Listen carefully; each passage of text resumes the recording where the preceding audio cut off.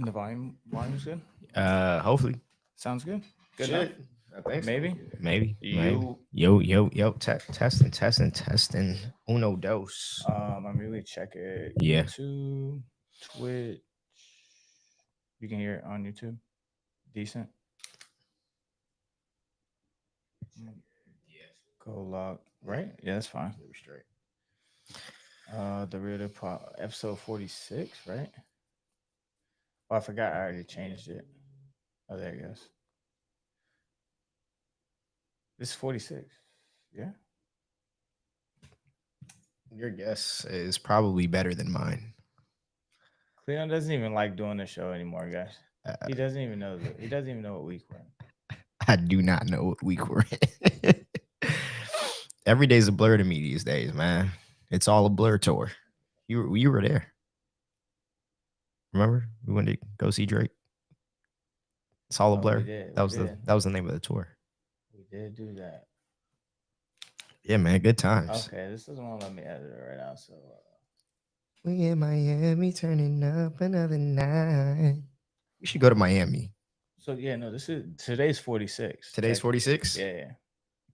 Nice. We're almost at 45. We're almost at a year in, man. The end? We're almost at a year in. I think I'm done yapping. Yeah, I know you'll never be. That is one thing I am not worried about. Never.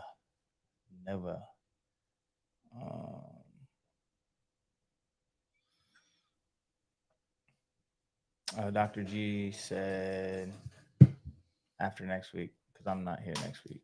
Okay. Yeah.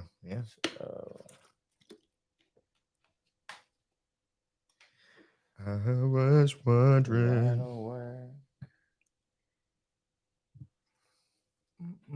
Ladies and gentlemen, just making sure the sound checks and make it sound. We've been having some technical difficulties in these last couple of weeks, man. Well, we figured it out. Right? That's because I be trying to, move things, switch things. That's what happens. But it's all good, man. We figure it out. Trying to learn the live streaming world of how everything works. I went live on Twitch for the first time this week. You made a Twitch? Yeah. For yourself or for me? Undecided. Oh yeah. Well, yeah, the Undecided thing. The thing that I do weekly on YouTube. I made a Twitch on there. Well, we go live on Twitch, but I just put it on my own Twitch. Yeah. Well, unless we make a real deal. Well, it's under undecided deal, so I guess it's technically mine. Technically, and this is just under B Haley 0 on Twitch. Yeah, I mean, it is what 0 it is. because that's 0 star. 0 star recruit. 0 star, baby. So my second favorite number. 0. First favorite is 10. Interesting. So just remove the 1. Because everybody wants to be number 1. I just feel like that's a weird looking jersey number. You think one is so tough? You're crazy, man. Tavon Austin made 1 cool. Yeah, 0 is cool now. I like 0 too. I feel like 0 is the new 1. Nah, 0 is the new 1. 0 is the new 1. That's Orange is the new black. 100%. Tall is the new short. That's just what it is. I don't know. Short is the new tall. Short's the new tall. Come on, man. Yeah, baby. Shout out to Alexa when we have her on the show. That's I guess gonna be the topic, huh? You leave her alone. I mean, she been saying she's gonna come on the episode for like. You know how they be, man. You know how they be. I'm shy. I don't know what we'll figure it out. We will figure it out, man. We just get to yapping and here we go. YouTube. That's all. Maybe you'll live on Facebook too. I don't even know. I can't keep track of what actually works anymore. To be honest, like what we connected to. I know at least YouTube and Twitch, maybe Facebook. I think still Facebook, but I'm not sure if it connected to the Facebook page we made for this or if not. I don't know. Whatever. We're at the we'll start at the 5-minute mark. So it's 4:54. Yeah, let's go.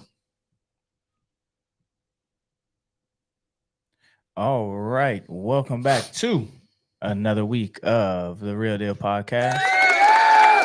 Do I usually say another week? Another episode. I was like, something feels off. I was like, hold on. Okay. That's not really what I say, huh? In my defense, I guess I'm a little bit tired, but that's how Saturdays go. So welcome to another episode of the Real Deal Podcast. I was like, that doesn't feel right. Hey, man. That just doesn't feel right. It's okay to say something different every now and then, man. It just didn't feel right. I understand. I get it. It's like, wait, hold on. Something's missing here. But here we are with myself, Mr. Brandon Haley, and the greatest co-host in the world. Hey, man, I just work here, man. Mr. Cleon Deal. Happy to be here, man. Define work, because you're not getting paid to be here. Yeah, well, this is indentured servitude. But we're here. For the people, it's baby, for the people. And without the 1-2 of you guys that listen every single week, I'm just kidding. There's multiple people who actually listen to a full episode, at least like 5-6 of you guys. That's nice. Within a week time frame, I think it's pretty good. Yeah. Consistently and every single week. So especially you guys, shout out to you guys. We definitely appreciate you. Absolutely. Because even if it was just one person, I mean, even if it was 0 people some weeks, we would still be doing this. But it's definitely cool to see that, like, on a consistent basis, that there's 5 to 6 every single week within like the time frame, within the week time frame. We look back and see those analytics. It's very cool. So appreciate you guys. And that doesn't even count the YouTube live reruns or anything like that. Yeah. All the shorts that we post as well. So I appreciate you guys that give me feedback on give us feedback on the shorts and stuff that you watch. And people say that some things help them. And that's what we're here to do. That's all it is, man. That's what we're here for. That is what we're here to do, is help you guys through our own personal stories, thoughts, and experiences in life that we have done, and to help you guys.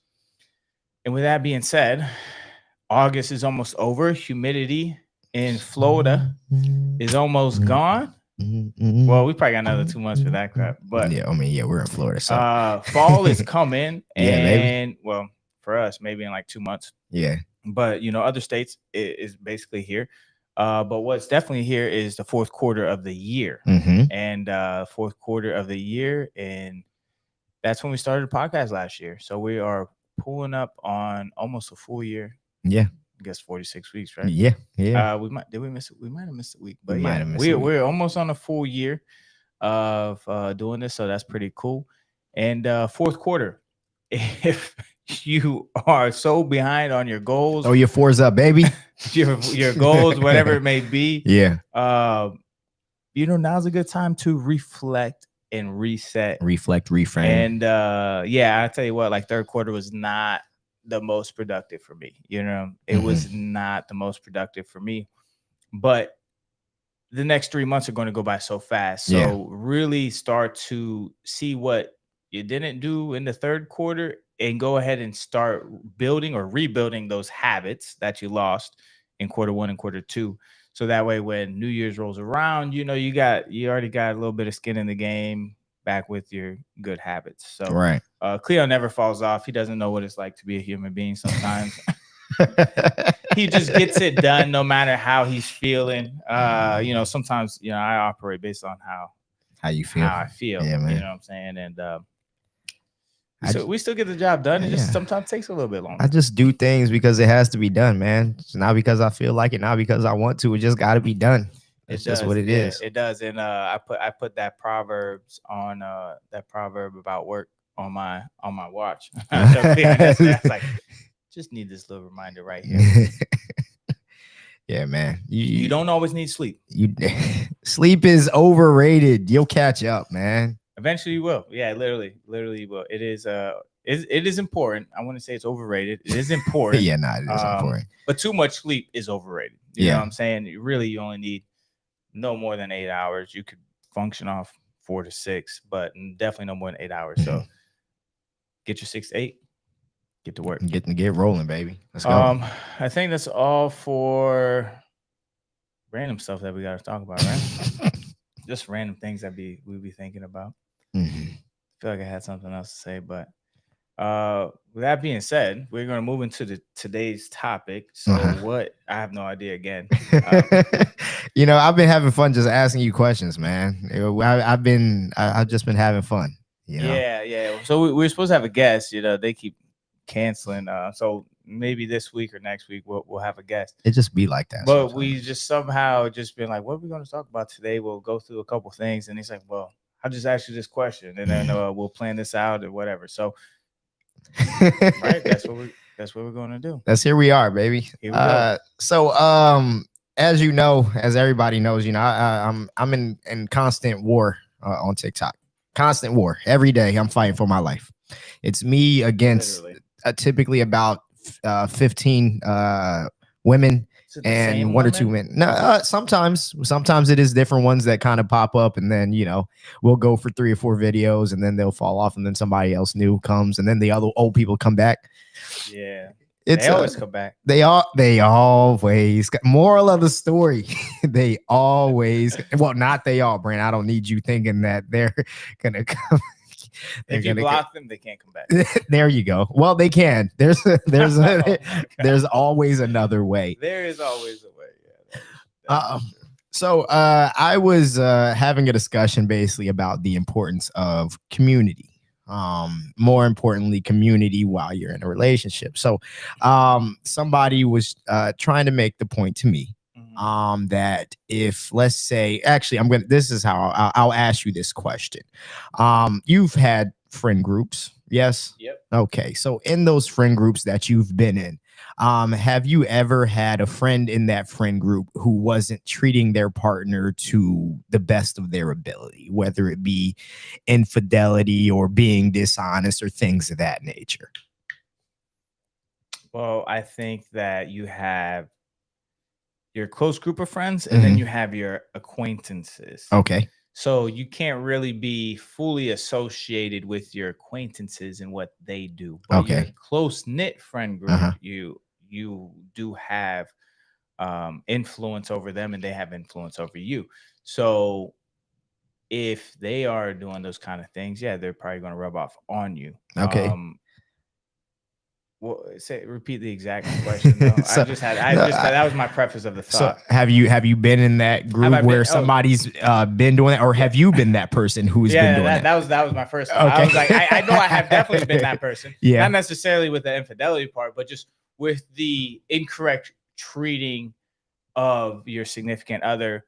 But that was just based on my own knowledge at the time. You know what I'm saying? Just, I mean, I talk about it so many times, that very first high school breakup, you know what I'm saying? That kind of like damages you for a little while if you don't actually heal from it. And then you react in relationships based on what happened to you in the past. So yeah, 100%. It wasn't always correct. You know what I'm saying? It was like a lot of insecurity at first. So I wouldn't treat them correctly or be very, very jealous. Yeah. Had to get rid of that. And then after that, it was like conforming to what that other person, what they thought their wants and needs were. Right. So it was like those little things. And then you're not technically treating them right because you're not being a man in the second one. And then in the first one, you're being jealous. So I guess in both of them, you're really not being a man.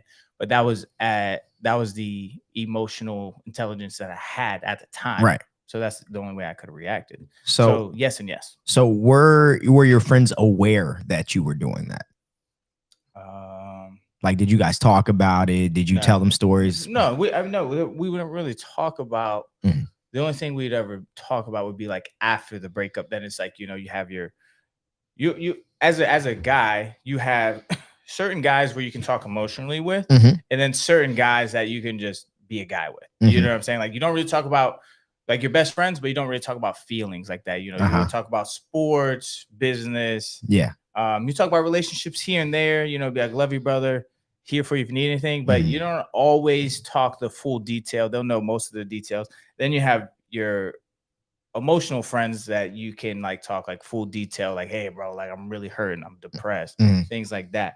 But yeah, like at the time, that's just like the emotional intelligence that I had. They wouldn't know or not. So they didn't fully know because I didn't tell them. Okay, gotcha. So have you been in a situation where your friends fully knew, or you knew of your friends fully kind of doing something incorrect or something that you would, define as not good in their relationships? Acquaintances, yes. Okay. Friends, no. No, like real close friends, no. Acquaintances, yes, but then it's not my place to say. Like I'm not that close to them, so I don't have that much influence over them. So I just watch from afar and be like, oh, that sucks for her. It's like, so that was going to be my question. Kind of how did you handle that? But you didn't feel like you were close enough to really do anything or say anything on that situation. Yeah, and I wouldn't, because especially it's like one of those situations, like if I don't know you that close, or if I don't have like an emotional relationship with you, right, I'm not going to tell you how to act because you're just not going to listen. All right. I'm just going to watch from afar. It's kind of like how they say the smartest people are usually like the calmest, and the dumbest people are usually the loudest. It's kind of like in that situation. So I'm not going to provoke somebody to get loud because I know like it's not going to solve anything. At the end of the day, we can just try and prevent those women from getting into relationships with those kind of guys. But sometimes those things need to happen because failed relationships are sometimes the best teachers.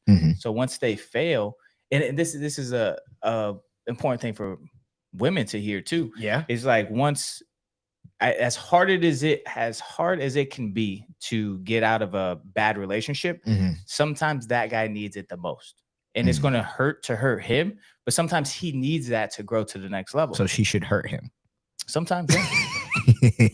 How many times, like the amount of times like I've been hurt, I'm so thankful because I would have never grown without it.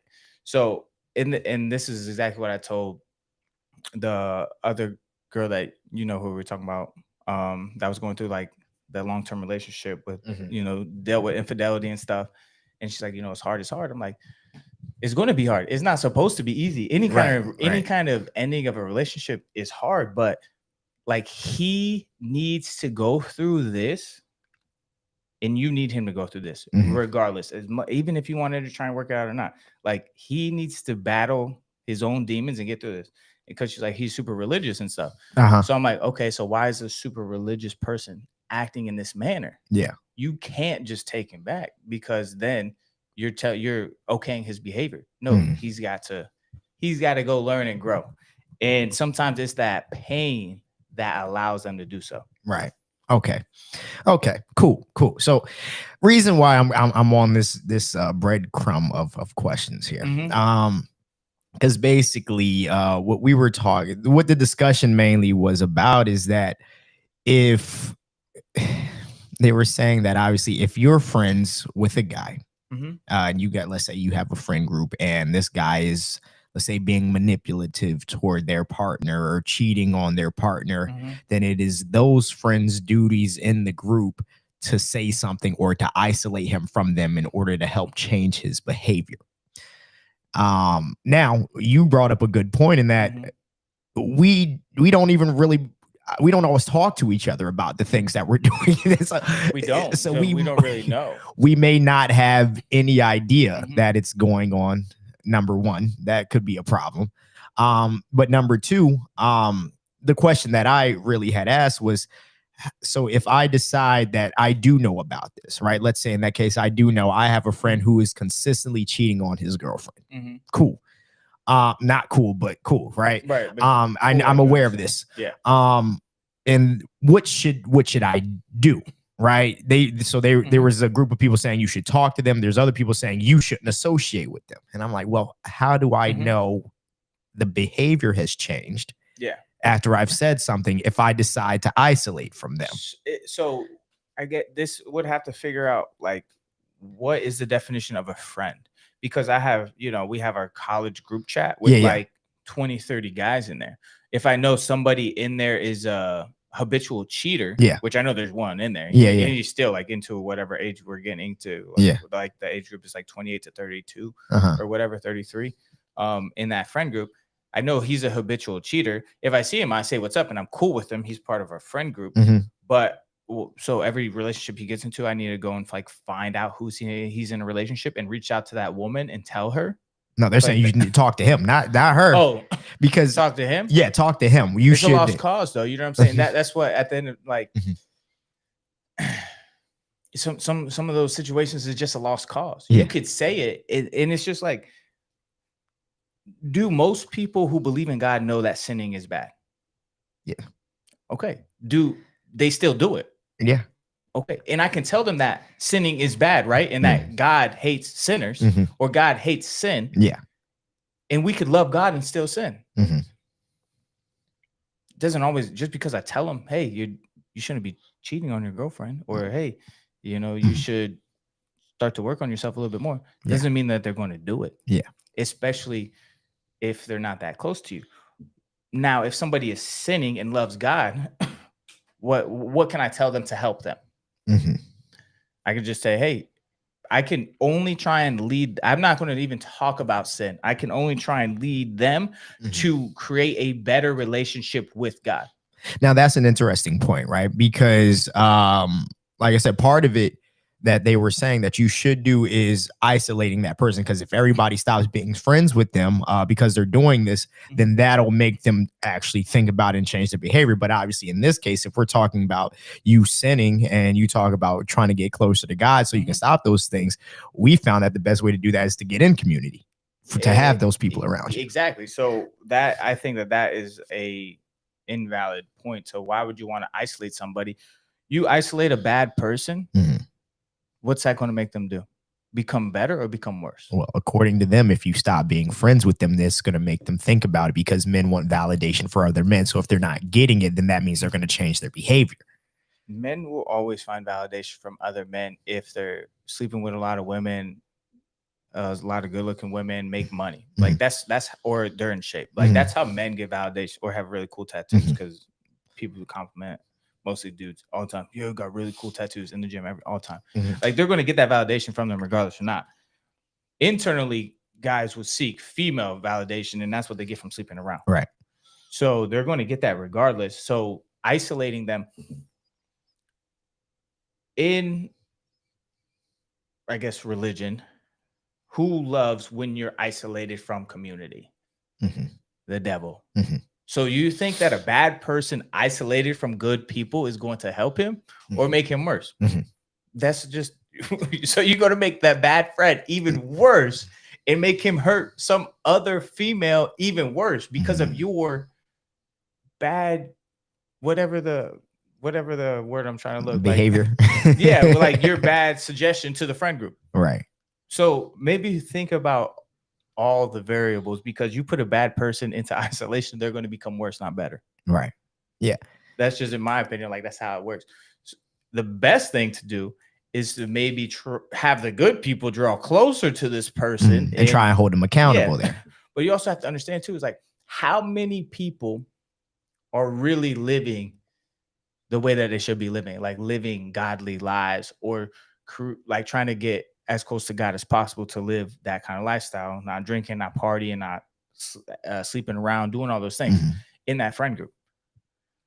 Probably not many of them. Right. Like, that's a good question. People are still doing that. So isolating them away from that isn't going to really do any good. I mean, it's just like sometimes like when you pick your friend group, like that's your friend group. Like it's not too much. You maybe add a couple here and there, but that's kind of what it is. You're kind of in that group. So unless he ups and leaves the group willingly, that's the only way like he'll really change. If he's in a group of people that are going to do that, he's just going to continue to do that. Right. So that was kind of one of my main things. I'm like, at the end of the day, people are only going to change when they decide to. I'm like, if this is my closest homie, you know what I'm saying, and I can tell him every single day, hey, you know what I'm saying, you got to tighten up, you got to stop, you got to X, Y, and Z. He still has to make that choice. And I'm like, hey, whether I'm friends with him or not, I don't know. Like I said, I don't know if I'm not friends with him if it changes, but I know if I'm there, I'm at least a voice in his ear to tell him to, you know what I'm saying, to bring him back. They were probably talking about like closer knit friends, not necessarily. Sure. Yes. Like closer knit friends. Yeah. So I was saying like more of acquaintances. Closer knit friends. Yeah. I think you would handle it a little bit differently. Okay. So how would you handle it? I mean, if you're talking about it, because even with your very close friends, so it depends. You have your close friends, right? This is a friend who's vocal about them cheating on their wife. They have fun, like they enjoy it. They're having fun, and they're coming and telling you about their escapades. And I know men don't really do a lot of that. Not, you know what I'm saying? Sometimes we know, sometimes we don't. But let's say that's the case where he's in the group chat talking about stuff like that. Typically, even if they did do it, you probably still wouldn't know, because that's kind of a thing that it's not like people start bragging about it. And if you do, that's a little crazy. But if they are vocal about it, I mean, I would agree. Yeah, have a conversation, but I'm not going to make a bad situation worse Mhm. by I'm not going to be a friend. Like, hey, you probably shouldn't be in a relationship, but that's how you're going to act. You made a commitment, especially if you're married. You know what I'm saying? Yeah, Like, especially if you you're made a married. commitment. You have a Right. godly covenant. You have a wife and kids, or a wife, no Mhm. kids, whatever it may be. Like, that was your decision. You proposed. You said Mhm. you wanted this. You guys planned a wedding. You went to the altar. You said yes. Mhm. Why after so and so? Why would you do that? You know, just like the Coldplay incident. Why not just leave? Mhm. Like, what do you need? Why not just leave at that point? Yeah. I would have a conversation, but I'm not going to push the buttons every single day. Yeah. I Because at the think end of the day, like you said, they got to change if they want to. yeah. I think part of the argument was that you shouldn't want somebody like that in your circle. And I'm like, maybe not. Because obviously you wouldn't want to be associated with something like that. Because like they say, birds of a feather flock together. If they were doing it, then that means they're probably doing it. That means they're probably doing it. Agreed. But like you said, on the other side of that, if there's no voices of reason around, then who's supposed to help them get better? You know? God. You're right, God. And that because really what it was is that I was getting yelled at because they're like, why are you trying to give all these women advice? You should be telling the men to X, Y, and Z. And I'm like, I'm trying to help them avoid this because I don't think you should have to go through it. So I'm trying to give you things to avoid it. Like, well, you should tell them to just be better. And I'm like, I can do that. I can certainly do that. But changing their behavior versus me helping you change who you decide to associate with, it might be a little bit easier to make that change because we were talking about bad men. And I'm like, well, bad men still get chosen every single day. Oh, yeah. So if bad men aren't getting chosen, then maybe they'll decide to stop being bad. But as long as they keep being chosen, there will be certainly a reason to keep being that. Yeah. So you got to talk to the bad women that keep choosing. So this makes me think of this. I have two best friends, right? They're both married. One has kids, one doesn't. Okay. Or one has 3 kids, one doesn't have kids. They were both. One was married in 2021, and the other one was, with his now wife in 2021. So they're both in committed relationships at the time. I was not. Oh yeah, nice. And I was still living with one who was. Okay. I was living the what do you want to call bachelor lifestyle? Yeah, bachelor lifestyle. Let's call it that. I was having a good time doing what I wanted, chasing validation through hanging out with women, doing all this stuff. Had either one, well, I guess they kind of did at the time. They're like, yeah, he's a little crazy or whatnot, but they're both still my best friend. They're not going to be like, hey. They're not just going to be like, hey, we're throwing you to the wolves, man. I can't, my girl said I can't be your friend anymore because like you're a little playboy, like you're going a little crazy, man. And we're in our situations where we're with our future wives or our wives and stuff like that. And I live with my other best friend who was in this committed relationship all the way up until he got married. And this is like still when I was drinking and partying and doing all that. Had she said that, we, then what? We'd just never be friends again. So it was like I was maybe the bad influence or the bad friend. It's not like I wasn't cheating on significant others or anything. Yeah, crazy you were like just that. out there turned up. Yeah, just a lot of multiple situationships at once. And like that was the lifestyle that I was living at the time. And thank God for growth. Yeah, we do appreciate that. But that was the lifestyle I was living. Yeah. Did he ever have a conversation and be like, hey, you should probably stop doing that? No, he's like, maybe you shouldn't drink as much. Yeah. And, now I don't drink. But it's like, at the end of the day, like I had to go through my own journey and grow when I felt the need to grow. Right. You know what I'm saying? And grow closer to God and just grow and mature. Anything that he would have said about that probably wouldn't have really affected me at the time because I was just living a life how I thought I wanted to live life. If he had decided to stop being friends with you and said, I'm not being friends with you because of how you're living now, would that have prompted you to change anything, do you think? Absolutely. No, probably go worse. Okay. Now it's like, okay, now I'm still living this lifestyle. Now I lost a good friend for what? Because this is how I want to live my life. Just stupid. It's bad advice. Yeah. Don't be that person. Interesting. Don't give that kind of advice. And if you are a significant other with a friend, it's like sometimes you do have to trust your man, even if they're around a friend that is like that. Because I was around them. Yeah. I lived with them. Yeah. But they weren't living like that. Yeah. I have girls come over, and not all the time because I was respectful of the situation. Yeah, yeah. But I would be out all the time and stuff. And sometimes it would happen to where they would come over and stuff. But I was still respectful of that situation. It wasn't like all out, like every single night a different girl's and like it wasn't crazy like that. Yeah. Like super respectful of the situation and knowing like, hey, he's still in a relationship. I'm not going to make his house that kind of house. Right. But yeah, you know, I was living that kind of lifestyle, you know, just going crazy, partying, situationships, all that kind of stuff. But he didn't say, oh yeah, man, you gotta only talk to one girl. You know, you can't be living a lifestyle like this, or we can't be friends. You know, it never really happened. Interesting. I grew up. I had a girl tell me in the comments, and because I'm like, well, because I also made the point, I'm like, women often aid their friends in this behavior. I don't know why we're acting like men continuing being like, I don't know why that's we're acting like that's an outlier. But this one woman said, well, when we get married, we don't hang out with turn up Tanya who cheats on her man all the time. And I'm like, well, because it does, she said, because it doesn't align with where we are in our life at that point. And I'm like, that's why women don't stay friends, because you decided that lifestyle and was okay and it aligned with your values all the way up until you got married, and then said, I can't be friends with you anymore because that's what you are. And I'm like, so it aligned with it before, but now you're married and it doesn't align with it now. Yeah. I'm like, you're that's not a good friend to me. What changed your title? You got married, and it's like the person who gets rich and doesn't come back to their friends. You know what I'm saying? Oh, I'm rich now. I can't be hanging with y'all. Y'all not. You don't fit my lifestyle anymore. Yeah. Women do be doing that. They be like having new best friends all the time. It's like all the time.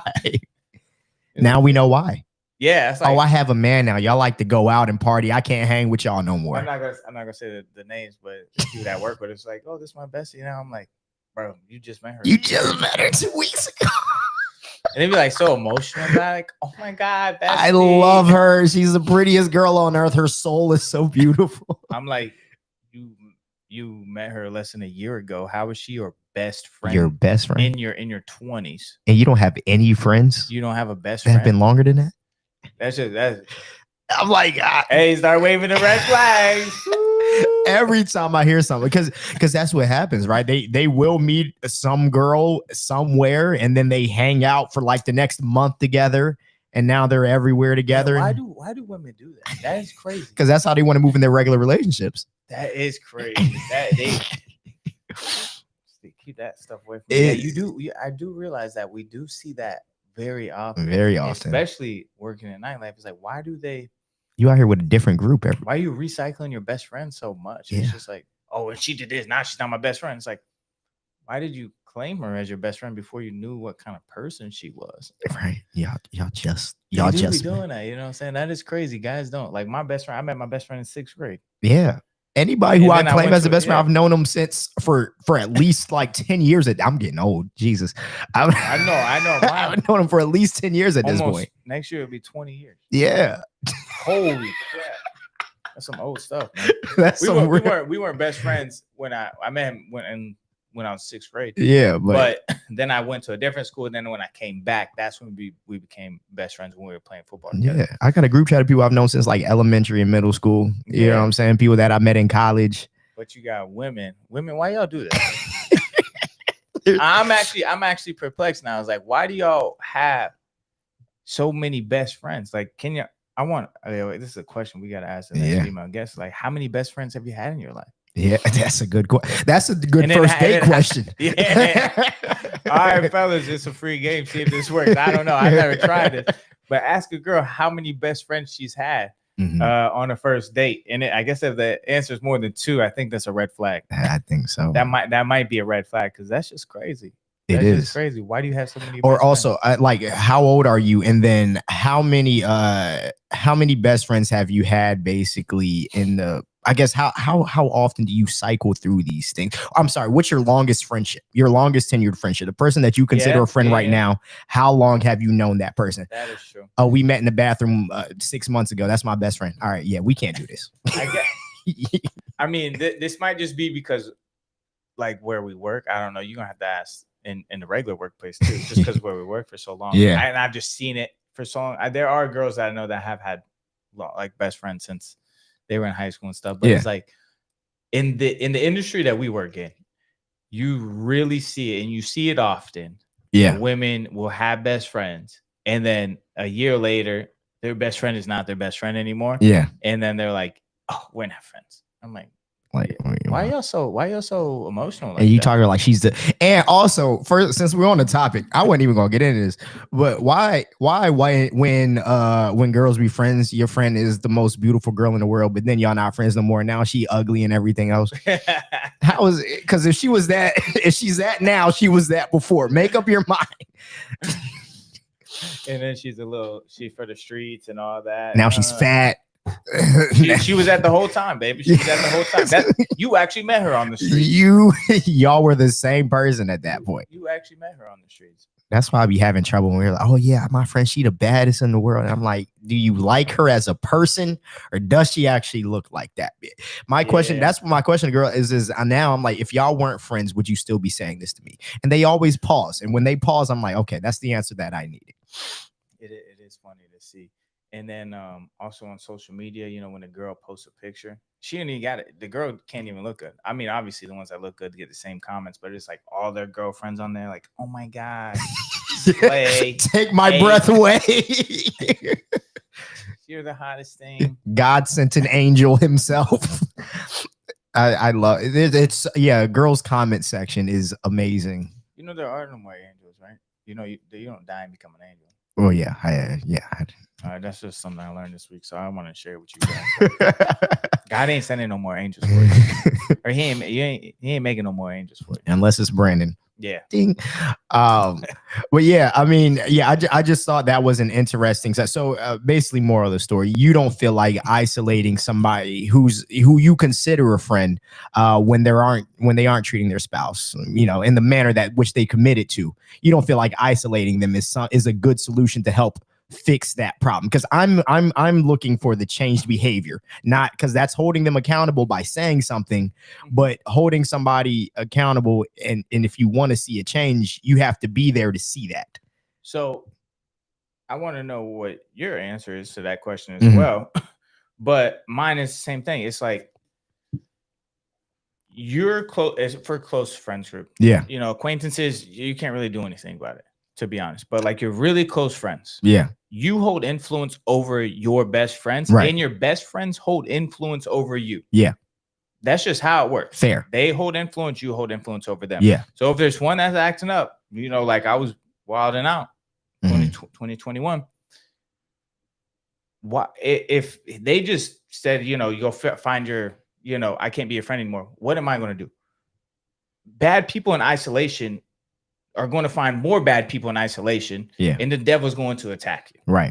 He's going to find people who don't have those same values and say, okay, so you're cool with this, let's all go do this together. So now you have a bad person become worse because of your bad advice to your significant other, like you can't be friends with him or whatever it may be. That person becomes worse. And now who has influence over him? More bad people. And they go do bad things and they don't ever change. Now, if you're in a friend group, you still have influence over them, right? My friends I consider them to be great people in great relationships, right? If I'm acting a fool and I'm seeing them never do it anymore, or act a fool less, because, you know, I still got my other buddy, you know, when he goes full speed too. But he ain't allowed out the house that much. but he'll turn up and get crazy. Now I'm the calm sober one, which is crazy because I used to be the crazy thing about the middle center of attention of the entire friend group. So now I'm just the laid back chill one. But watching them, you know, that's going to make me be like, okay, you know, maybe this lifestyle isn't for me permanently, and I see their lifestyle, and then I reflect on it, like, oh, you know, maybe I need to find ways to act more like this and act more like that.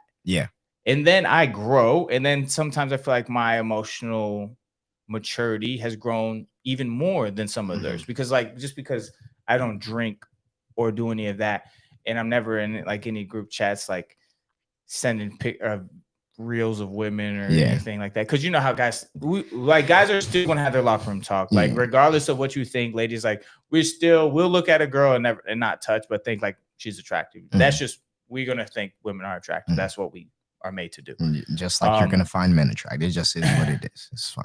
So that's my answer to that question. Like, no, that's bad advice to try and get rid of them, especially if they're close friends, because you're gonna have influence over them. And if you just shut them out completely, right?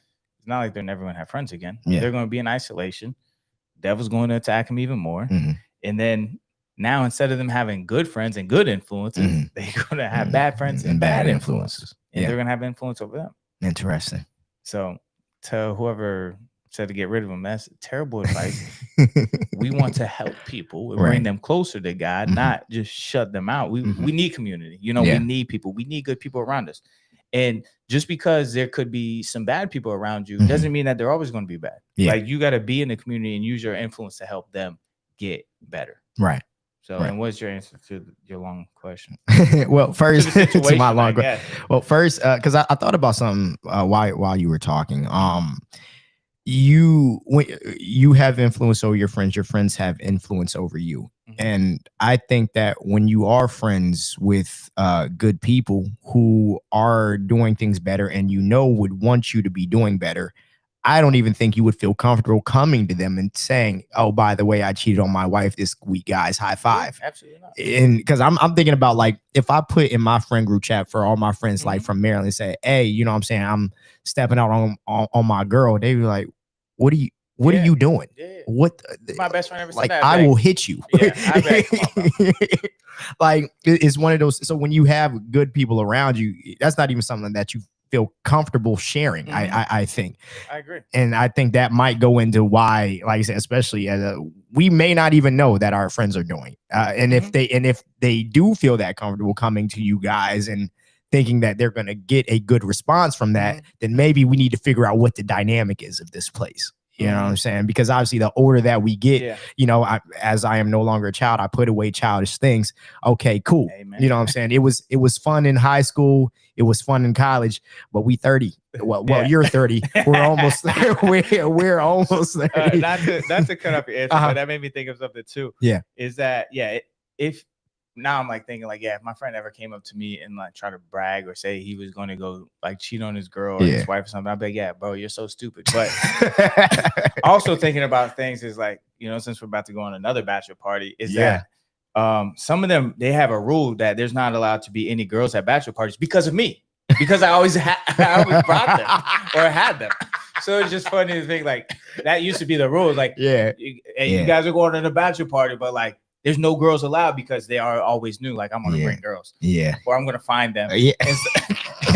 And that's a rule. That's a rule. Hey, no girl. And it's so funny because we're about to go on another bachelor party. And my buddy who's married, we're going to stay in the same room. And he was like, no girls. I'm just like, that's lifestyle is over again. But I was like, it is still a thrill to talk to, new girls and new places. Like, it is still fun and stuff. But I'm just like, it's like, yeah, you ain't gotta worry about that. I'm not bringing a girl to the room with your man in there. Yeah. But last time, I did. So that's why there's no. Okay. That's why the rule. That's why the rule is there. Brandon is the reason for the rule. Brandon rules. That's it was a Brandon rule. So it's funny. I mean, I was single all the time. But it's like, I just had a thing for at bachelor parties is that I always. I mean, they getting married, and I'm getting into a situationship for this trip, and that used to always be a thing. So that's why it's funny that it's a rule now. But and we're staying together next weekend. So Cleon would be doing the live next weekend by himself, and he's gonna be.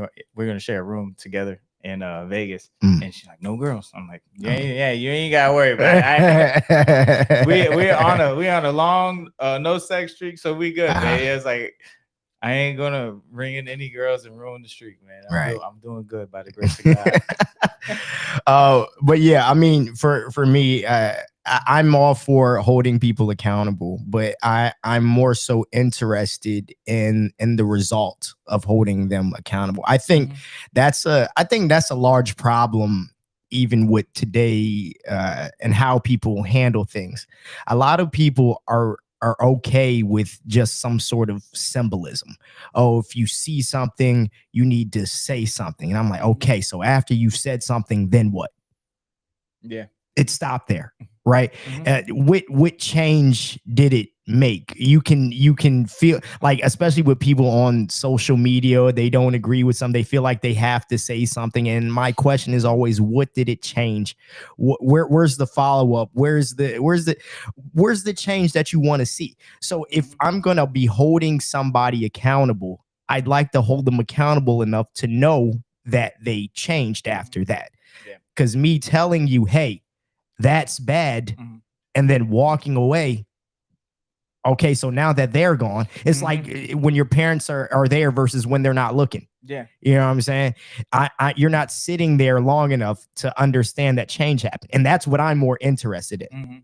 You know, I'm like I said, I struggle with the idea of people feeling like the verbiage of it is enough, or you feeling, because it makes you feel like a good person or a better person because you spoke up. You know, you spoke up. I did the right thing by speaking up, and sure, that's the right thing. But after that, there has to be some sort of change made. Otherwise, what was the point? I think you can make them aware. Yeah. So it'd be the same thing in you know, the girl that we were just talking about a little bit earlier, you know, in her long-term relationship and the guy cheating on her. It's like, where were his friends? What did his friends do? Yeah, that's a great question. They can't stop him or they can't control him. Yeah. And she had even found out previous times and still took him back. It's like, people around him are not necessarily condoning the behavior, but they're allowing the behavior. Yeah. And the only thing you can really do, and you know, this is a person that's quote unquote a man of God, you know, from what she said, he's the reason that she has a relationship with God. And I think that's amazing. That's a beautiful thing. Sometimes, and maybe that's all she needed to get from that relationship, and maybe it's time to move on. Literally, amen. People are in your life for a season, a reason, or a lifetime. Yeah. So now it made me lose my train of thought. That was powerful right there, powerful enough. And that's what people are there for. But it's like, the only way you can really change somebody that's in your close friend group that is doing bad things or treating their spouse incorrectly is to be the best person you can be. Yeah. Because you have influence over them. So be the best person that you can be. Talk about the growth and the changes and challenges that you're going through as an individual with your friend. Yeah. And be a positive light in their life. The only thing that I would say that you can stop being friends with somebody is domestic violence. Somebody that is abusive, handle them physically, and then hey, you go do your own thing at that point. That's the only situation I think. Like, so there's lost cause at that point. You start to put your hands on your wife and do it consistently. We're gonna not be friends anymore after that. Right. That's the only thing. Everything else is like there's a growing process to it. There's a growing process to that, but they're on a whole another different level. They need jail time and Jesus. Yeah. the two J's, baby. Jail time and Jesus. Jail time and Jesus to get better for you. Yeah, I think that part of it, we kind of have to treat it like you know how they do like AA and you know NA is kind of like, obviously there's steps to this, right? You don't bring an alcoholic into the room and say, hey, stop drinking, and then walk away. Yeah. You know what I'm saying? You're there among, hey, you know, so it's there checking in like, hey, you should not be acting like this. You made a commitment to your partner. You need to stop acting like this. Okay, hey, check on the next week. Hey man, I seen on your story you was going out. How did it go? What happened? You know what I'm saying? What's going on? Did you do? Okay, so remember we talked about, you know, it's about being, unfortunately, right? But it's part of the process. If you really want to hold somebody, especially somebody that you care about, that's in your life, and you want to hold them accountable, you got to be there to, if you really committed to that, be there helping them through it until you get to the change that you actually want to see. Otherwise, saying something once and then walking away, it's almost as good as falling on deaf ears. Do they appreciate who you are? Do they appreciate your opinion? Absolutely, because you're somebody that they care about in their life. But there's a lot of people that they care about in their life, and a lot of people have probably told them a lot of things throughout their lives that didn't mean that they made a behavioral change. Like, these things sometimes are lifestyles, and that's really what I talk about a lot, especially for people who I think I've used the verbiage, people who have been perpetually single than trying to jump straight from that into a fully committed relationship. I'm like, you're asking a person basically who's never worked out in their life to get on a consistent gym regimen. Yeah, they're gonna jack it up. Yeah, it's gonna take time. You know, so it's a time and it's a process until they get there. For you guys to help you guys understand how relationship dynamics work. Yeah, in all different aspects. In all different aspects. So it's time, it's energy, and it's effort. And if you do care about these people who you want to hold accountable, then you are gonna have to be there longer than just saying, "Hey, stop that," and slapping them on the hand, essentially. Yeah, it reminds me of like kind of like what I was doing and kind of living like double lives, you know what I'm saying? Was it no COVID's and my pastor left, but I would say like maybe 2019. So even before I started working nightlife, you know, it's like 2019 when I started going back to church, 2018, 2019, I started going back to church. But you know, I wasn't living fully like godly. You know what I'm saying? Like I was still going out partying, sleeping with women. Yeah. All that kind of stuff. So it's like you can't really change somebody exactly. Like you can't change them. Like you can only be there and try and help them. Like people used to try and say like, you know, hey, probably, you know, get your stuff together, grow up, whatever it may be. And I would do just crazy stuff, you know, go party, drink, all these kind of things. And then things would happen. People, oh, that's just B. Haley. That's just what he does. That's just who he is. He's just a crazy man. You know, he just does some crazy stuff. Yeah. He's the center of attention. He goes out, he parties. He just does a crazy stuff. Center of attention. That's what he does. So eventually, you know, you grow up and you change. Like, but nobody forced me to do it. Nobody made me do it. I had to do it on my own, and I had to have the will and the want to do it. Right. And to not live that double life. And that's what I was doing. You know what I'm saying? It was like going to church, trying to learn about God, but trying to learn about him one day of the week. Yeah. As a convenience. Like, oh yeah, I'm going to church. I'm doing the right thing. I'm a good person. That's what I'm doing. It's like, no. God is a relationship. You have a relationship with God. And that's somebody that you talk to every day. And that's somebody that you learn about every single day, whether it be 10 minutes a day, 2 hours a day. Right. That's something that you got to do daily, not just once a week. So it just made me think about that. And that's what some people are doing. They're living that double life. Yeah. They can claim Christianity. They can claim to love God. And on the backside of it, they cheat on the girl or gaslighting her, whatever you guys want to talk about. You just got to understand, like, that's their journey. And if it is your best friend, you can't leave them. That's their journey. Let them grow through it, but you can't just up and leave them. And you're going to have that in relationships. We talk about, you know, most recent one, you know, people that you think are going to be good, they can do bad things. Yeah. But that has nothing to do with you. It's all their journey. You can make them aware of the problem. Yeah, absolutely. But they got to fix it. So I think that's all my 28 cents on all 28 of them. That topic. I had another thought and then it just went away as I was talking about that. But yeah, you know, that question just kind of really reminds me of like my own life and through my own growth.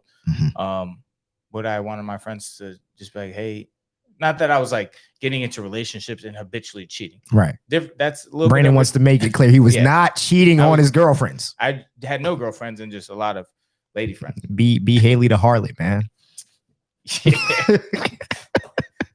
Just had a lot of lady friends at the same time. Yeah. Nothing out of the ordinary. He's a friendly guy, man. Just, you know, nothing out of the ordinary. At all. You know what I'm saying?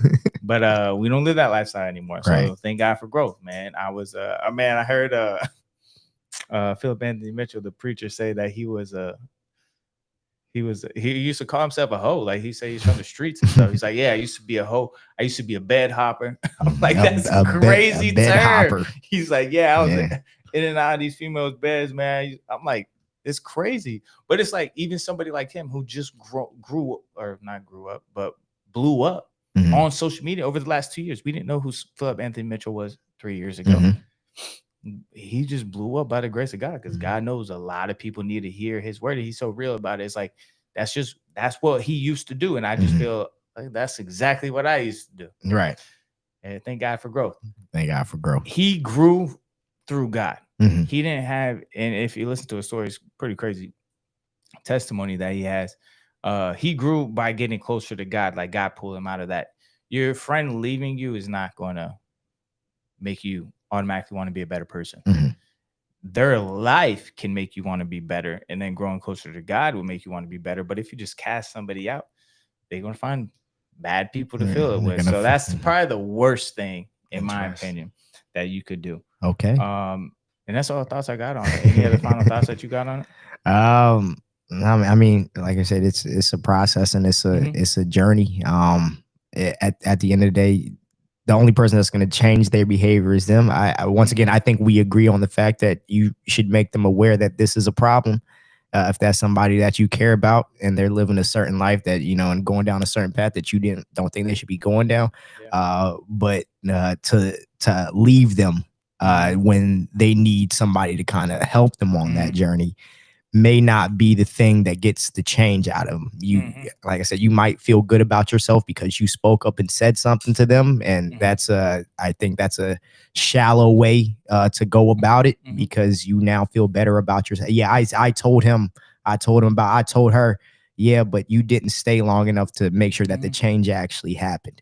And if you want change to happen, you have to be there until it does, ushering that along. And it's just like disobedience and intentional disobedience to God. Because I've been disobedient forever. And I just don't even realize it until like this year. I started actually being more intentional, and you have to be intentional with your growth in your relationship with God. Start to be more intentional. And I realized like,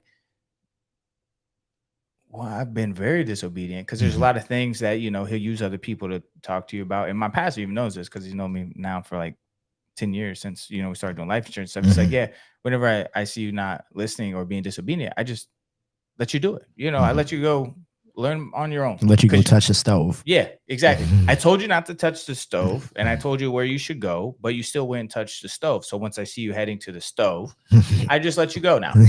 And I'm like, that makes so much. He's like, yeah, I've been trying to tell you this whole time. I'm like, yeah, I'll be here when you get back. But literally, he's like, yeah, so just listen to me. Yeah.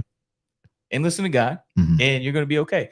And it's just the same thing. It's like, you don't know what you don't know. And sometimes some people are just so trapped in this ideology that they can get away with it, or they get a rush from doing it, or they're just emotional intelligence is so low that they just don't even know because that they're gaslighting. You might be the best person in their life to help them teach something about like this, and you're deciding to walk away from because they don't have any other good influences around it.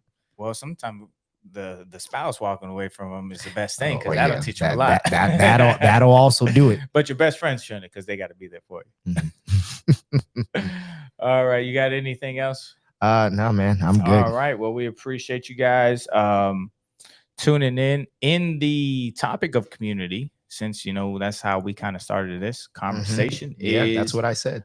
We do have our Patreon that is in our bio at Real Deal Convos. It is free. Yep. For now.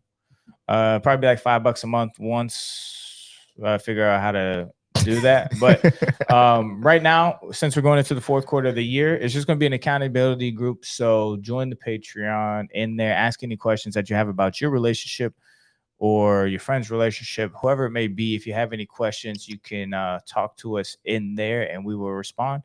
And we'll just use it for accountability group for our goals to stay on track for the fourth quarter. Other than that, we love you guys. We appreciate you guys listening to us. And we will see you next week, I believe. Live, it'll just be Cleon. So we'll see you guys then. Y'all take care.